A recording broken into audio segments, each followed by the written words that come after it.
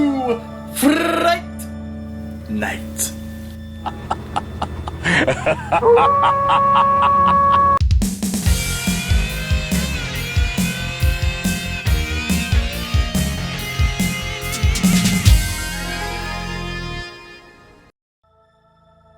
Okay, my number 5 is 30 Days of Night. Do not tell me that's not on your list. Oh, dude, it's number 2. Oh! It's number 2. So, okay, man, so something is way different with our list when it comes to the top 3. So, 30 Days of Night, the vampires in it are just really, really scary. The whole idea of it being in an Alaskan town, hence the title, that's about to turn into 30 Days of Night because of just the way that the globe works. And well, it's an original story that's one of those things that you're like, how did I never think of that? Yeah. I mean, dude. And it's got Josh Hartnett and Melissa George. And Josh Hartnett, he's a like a beast in that movie. He's like all bowed up, and he's like you see like how in that movie I'm like, oh, I can kind of see why they were slightly considering him for Superman at one point. In that movie, you know what I mean? Yeah, yeah. And most of the time, I don't want my vampire movies to just be sadistic and crazy all the time. But this one painted the vampires in this different light to where they almost communicated with each other like cavemen or something. They couldn't really speak. They just made these sort of like, and then, I mean, they would talk a different language, but they were very just primal. You know what I mean? And it's like zombie-like. You know, yeah. They don't come out until the sun went down, and then even then, just like the communication was, like just very ape-like, zombie-like. It was crazy. And their teeth, every single teeth is sharp. I like that versions of vampires, kind of like in some other movies we're going to talk about. But, you know, I don't mind just these. But I also like the idea that I don't mind that some of them have retractable fangs in certain lores of vampire. But in this one, these were voracious creatures. Like, they were ready to get your ass. Yeah, these were not vampires that were pretending to be people and seduce you. And yeah, you know, they wanted to eat you. It was strictly, we don't come out during the day, and at nighttime, you better be scared. And because we're going to eat you. Yeah. Like straight, and again, it's not even just drinking your blood. They would, like, eat you. So I like that too. That makes what the vampires want a little scarier than just drinking your blood. It's like, yeah, they want to literally devour you. I think they had a way of turning you if they wanted to turn you, but other than that, they were eating you. Yeah, like once they were done, if they were interested in like recruiting you, then they would do that. But yeah, most of the time they would just eat you. And then there's just these hauntings, and then again the premise, the idea of this whole like 30 days of darkness in Alaska. It's like, that's one of those moments where I'm like, how did I not think of that? It's right in front of me. It's right there. It just, I didn't come up with it. And it feels so uncreative. Yes, I hate it when that happens. But no, like you said, Melissa George, Josh Hartnett, all great in it. The way that they portray the vampires as being sneaky, quick, nimble, like I said, monsters. Yeah, I really, really loved this movie. And then the tragedy behind it is, you know, Josh Hartnett has to turn into one of them. But even that whole scene, the way it starts getting well lit and everything, and he knows it's about to get sunlight out, and just the way that fight goes down, it was just really, really shot well. Yeah. And the scene where they're all talking in their house, like it's like a husband and a wife, and the vampire just, out of nowhere, just shoots into the window and just drags her out, and the way that's done is... Yeah. Really horrific, in my opinion. Yeah. You know, you have Josh Hartnett doing like the tragic hero. He ends up having to become one of them, but before it fully takes him, he basically sacrifices himself, which is kind of like the Dracula Untold story that I like so much because at the end of that movie, after he's become fully Dracula and fully a vampire, and he's turned everybody else into vampires to help his army, the only thing he was trying to do was save his family. And so his son in Dracula Untold is the only human left, and the vampires that he's turned are trying to go after his son.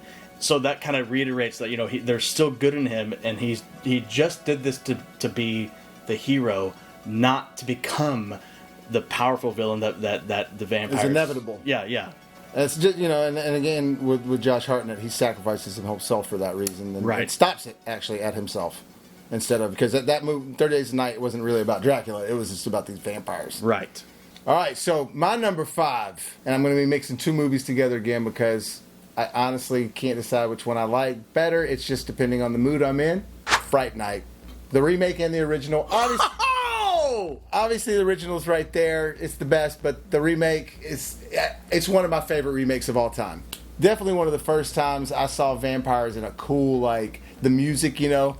Boom, boom, boom, boom, boom, boom. I cannot believe I left this off my list. Oh, no, wait, I didn't. It's my number one. Holy snap. I wish I could say it's my number one, and it's tough at this point because I said, you already know what my number four was Dusk Till Dawn, and we talked about that already. And I like Dusk Till Dawn because it's just the originality of it more. But Fright Night, for the longest time, I probably said it was my favorite vampire movie. Jerry Dandridge, you know, Jerry the Vampire, played by Chris Sarandon. Jerry, that's a horrible vampire name. Yeah, horrible vampire name. And it is, too. Obviously, that's a lot out of the movie, but it is a horrible vampire name. But that's kind of the fun part of it, you know? But, man, when Charlie Brewster's looking across the street in the beginning and you get to see that guy and sexing up that girl, and I remember feeling like a little kid watching it. Like, I'm like, ooh. Oh, it's the first movie I got to watch where I saw boobies. Oh, first time, where man. He's watching her from the window. Oh, and then Jerry's just like, and again, that music. And this is directed by the great Tom Holland. And again, not the Tom not Holland. Spider-Man, but the horror movie director. Same guy who wrote Child's Play, the first one. he wrote it. He wrote it, yes. But anyways, love Fright Night. And again, I thought the remake with Anton Yelchin did a really good job of it. I love their portrayal of Peter Vincent. They did a couple of switcheroos on some stuff, but they also kept stuff very true to the movie, in my opinion. I thought they really... I've yet to meet a person who likes Fright Night who doesn't like the remake. Just saying. No, I agree. I don't... I will never be able to say that the remake is better than the original. It's not. And I'm not saying that either. I know that there was a bigger budget, if you will, for the remake. You know, or Colin Farrell was a bigger name. Hey, but I thought he was great as Jerry the Vampire. And I think Colin Farrell was great. I don't think that it was scarier. I think that there were elements in the original that are so scary, even now. And I think Chris Sarandon was fantastic as a vampire. Who he plays a cop, a cameo as a cop who gets killed. Who gets killed in the remake. Yeah, it's great. Now, for me, man, maybe it's more nostalgia for me than somebody who's watching this who might think that, why would that be in your top 10? For me, it's nostalgia. Like I mentioned, it was the first vampire movie I really ever got to watch as a kid, and I probably should have been watching it when I... Oh, but that was part of the appeal. It was a sexy vampire movie. Yeah, but it had all the lore for me. It had the sunlight, couldn't see the reflection in the mirror, the cross, and even you have to have faith. You have to have faith for that to work on me. You know, which was great in my opinion. It kind of added it to it. You don't just add. Well, don't just throw the cross up to the vampire if you don't really believe that he's even a vampire or believe in the Holy Trinity. You got to believe it. Well, and that solidifies that good and evil are real, because if you don't believe truly in the good you're trying to project, then it's not going to do anything against this vampire. But if your belief is true, it actually is almost like magic projecting against the vampire. So I thought that was cool as well. And it's called Fright Night, which they didn't do this in the remake, which I don't think it would have worked. But in the original one, we have a werewolf in the original one. Remember? Because that's right. His buddy gets turned. What's his name? Evil. Yeah, Evil. Oh, Brewster. Yeah, that guy, which is hilarious. His transformation when he starts getting the teeth and everything. Oh, yeah. But when he gets turned back, and you think he's a vampire until he gets stabbed with that wooden whatever off the staircase and falls off, and he starts turning into the wolf. That whole transformation is awesome. It's sort of kind of frightening to watch it go the other way, back to the human form, because he's all like, oh, and he's dying, so he's not fully transforming back to the human form. And it's I remember Peter Vincent's looking at him just like, kind of feeling sorry for him. Yeah. And it had very much like an American Werewolf in London.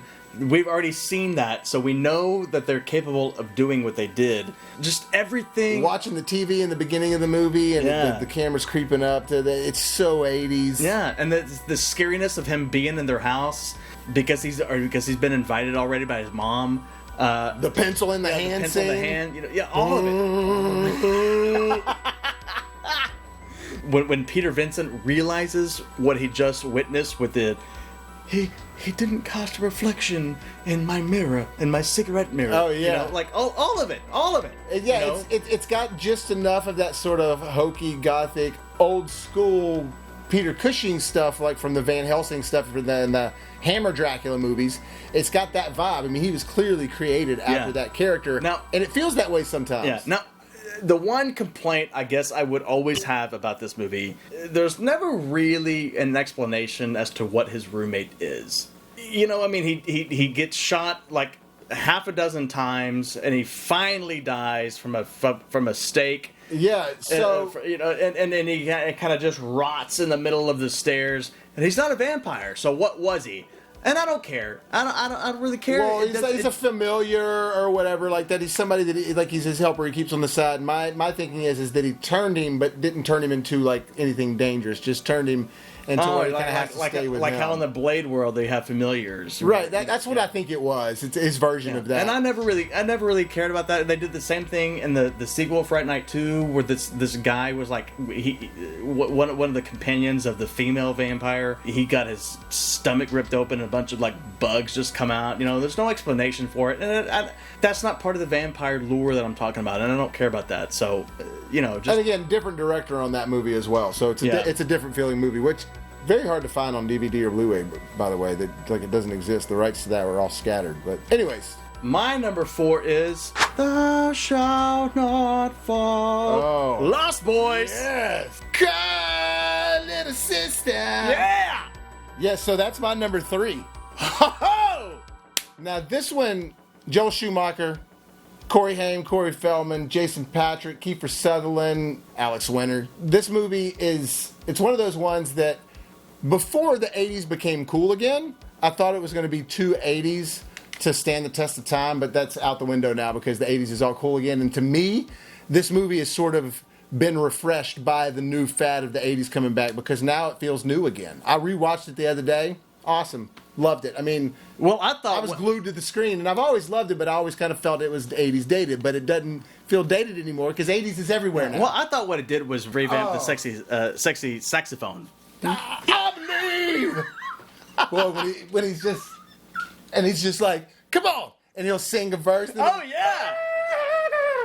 Just so badass. That guy, if you guys ever see my Facebook page and everything, I got that guy up there I did for a long time, maybe not anymore, but that was cool at the time. The song I think would still hold up now because of 80s music, but the way that guy looks with the no shirt and everything in the ponytail and he's super bowed up. It's hilarious, but it's part of the charm of that movie. Oh, yeah. The fact that that's one of the first things you see. And it's this awesome, remember, this is back when they didn't have drones. So this is an actual helicopter shot flying in over the ocean, over the shoreline where all the carnival stuff is, and then going to where that concert is. And it's just because they depict the vampires flying in the POV in that movie. Right. There's a lot of that in the movie. So they had to actually use helicopters for that. Again, this is another lore to where if you just drink their blood, you'll slowly but surely turn into a vampire. They don't have to bite you at all in this one. Yeah, and they can, but it seems like that they bite to feed more than to change, and then the changing you over is more of like a recruiting process. Right. And then, hey, drink this. This is part of the recruiting, and and next thing you know, he turns. And again, I like the slow turn, and I like the fact that he still has the good in him, and he's still able to fight against them, even though it is taken over. There's so many beautiful scenes, man, where they're hanging from the bridge, just the motorcycle stuff. I mean, everything about that movie screams Joel Schumacher. It screams the sound of, you can see the stuff from Batman Forever. You can see it in that movie. It's flashy, it's neon, the motorcycles. He loves all that. All that's in. Well, it was still kept a little in the dark realm of, hey, this is still a vampire movie. I'm not trying to throw Batman and Robin at you. No, I said Batman Forever, not Batman and Robin. I know, but Batman and Robin was more flashy with lights, I think. I'm telling you, rewatch it. I just rewatched it a few days ago. It's more Joel Schumacher than you realize. I'm telling you. It's darker, obviously. It's not a Batman movie. It's a vampire movie. Right. And it's R-rated, Batman. But what I'm saying is the directing styles. You can see the same stuff. I really love Lost Boys. It's definitely...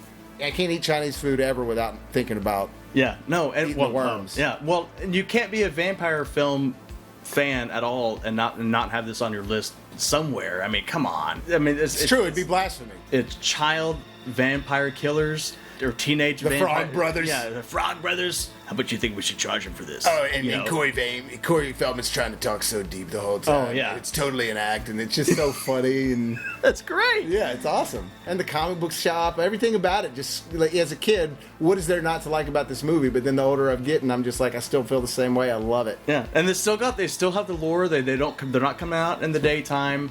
They're still allergic to garlic and crosses and all of it, you know. So, and then the twists and the turns. You get that little Cujo moment with the dog, you know, and the twist at the end where the man that the mom is dating is actually the head vampire. Oh, That's the big twist. It's like, oh! And again, it's like one of those things after rewatching it, you're like, well, how did I not see it coming? But you're just not, they're not trying to direct you into that frame of thinking. He reveals a lure that has never really been thought about. He says, don't you know, when you let a vampire in, you render yourself powerless. He says that. So that's why all of the garlic and everything that the boys thought they were doing because they thought he was the vampire wasn't working. The garlic, the holy water, all of it, because you let me inside. Yeah, you let me inside your house. You let me inside your house. You're powerless. Yeah, that's definitely a cool little shift on there. And again, some people don't like it when they add lore, but why wouldn't it work? You know, it's all made up. Right. Look, we're right around neck and neck as far as some of the stuff we have there. So like, that was your number 4. That was my number 3, and we already talked about my number 4. So my number 3 is Interview with a Vampire. Woo, boy! That's a good one, and just because it's not on my list doesn't mean I don't love it. It took me maybe a couple of years before I really started appreciating this film. It came out when I was in junior high. I was too young to go to it. I think this movie still holds up. It's more of a drama, obviously, than it is a horror film. But this is more about the agony that a vampire might go through when they realize that they don't have life anymore, which can be a metaphor for so many things if you want to go that way. Also, the evilness that can come with being a vampire. Tom Cruise's character, I mean, he is straight up evil. Oh, yeah. He really is no holds barred. He is. And at that point, nobody had seen Tom Cruise like that in the movie. Yeah, and that was what was fantastic about it. He turns Brad Pitt's character, and Brad Pitt's character ends up hating him for it. There's a dynamic between those two of kind of being eternally cursed together, you know, because you turned me, so now I feel eternally connected to you, but I hate you. And then what they did to Kirsten Dunst's character, where they turn her as a little girl, so she never ages.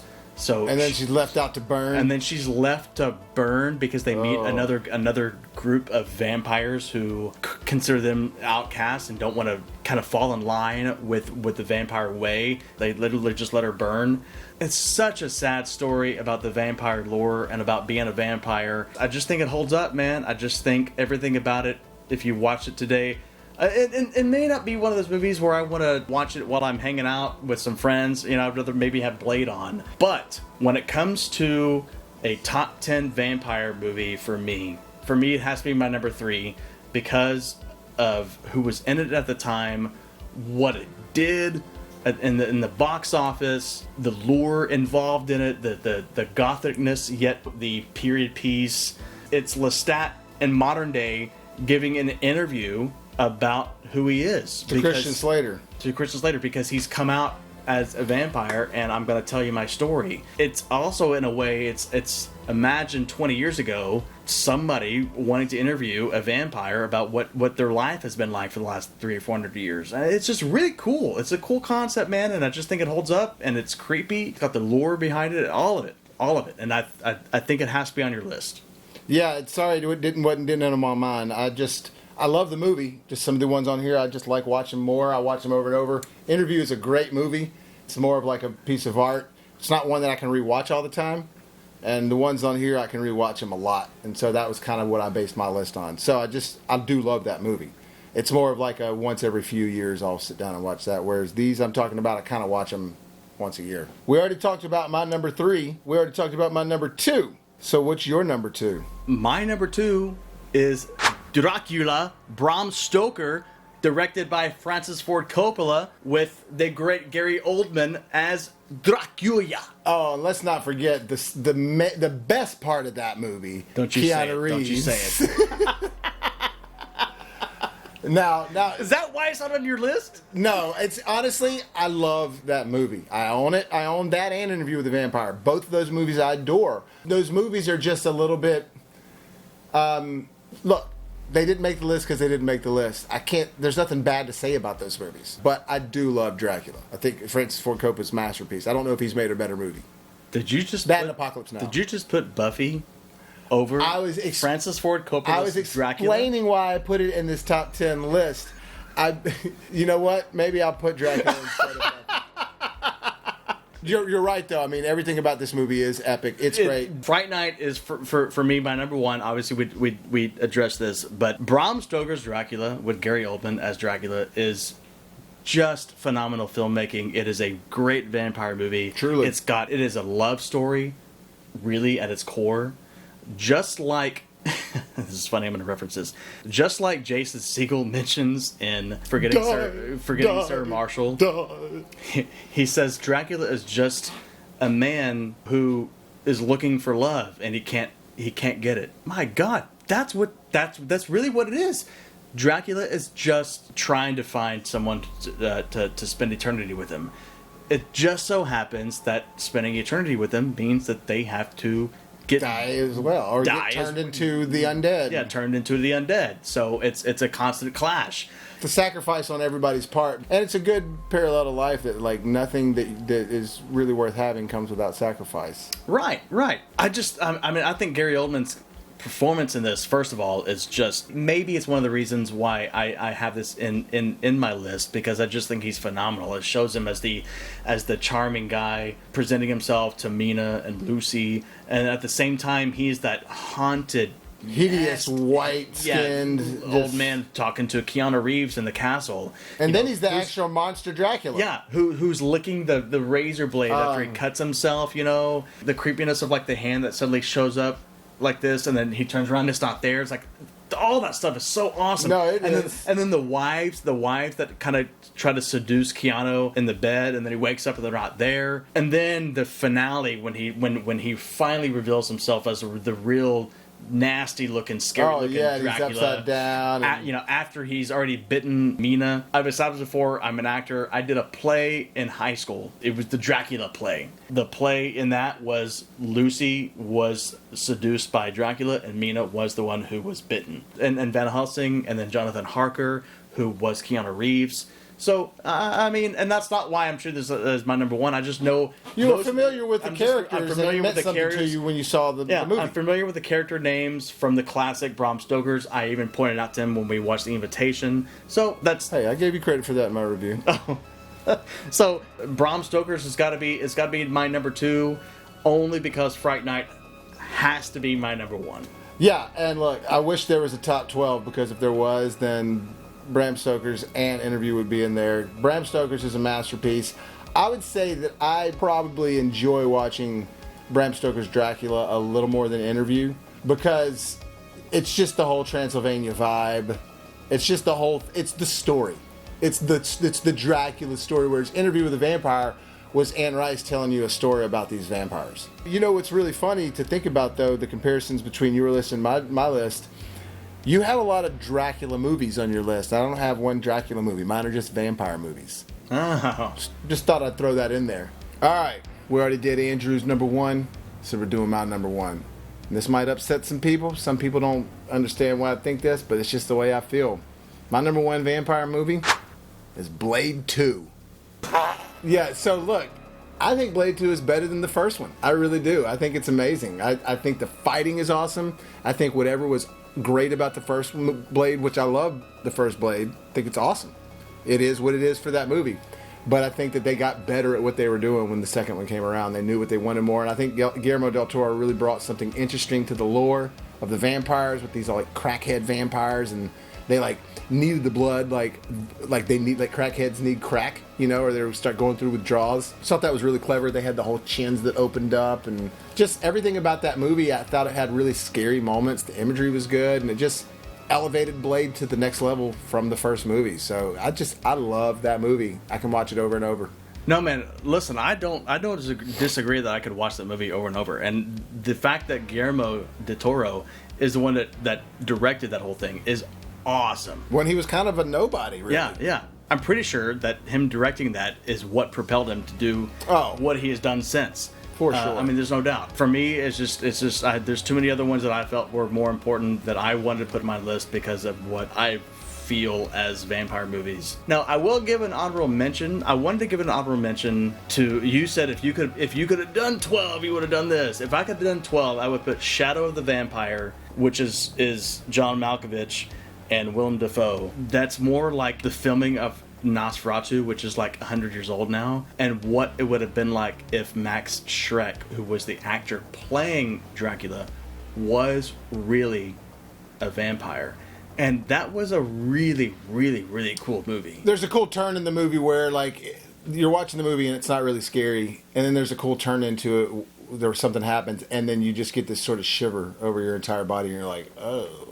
Very good and very well done, and it's all in black and white too, and it works. Yeah, it was really cool, and I would give an honorable mention, for me anyways, to Abe Lincoln Vampire Hunter, only because it was a lot of fun, just like the Blade movies were, and I enjoyed the originality of, like, hey, what if vampires existed in, like, the Civil War? We had a president who was actually, like, trying to kill them while keeping it quiet. You know, I thought that whole thing was cool and it was fun to watch, but I was not going to put it in my top 10.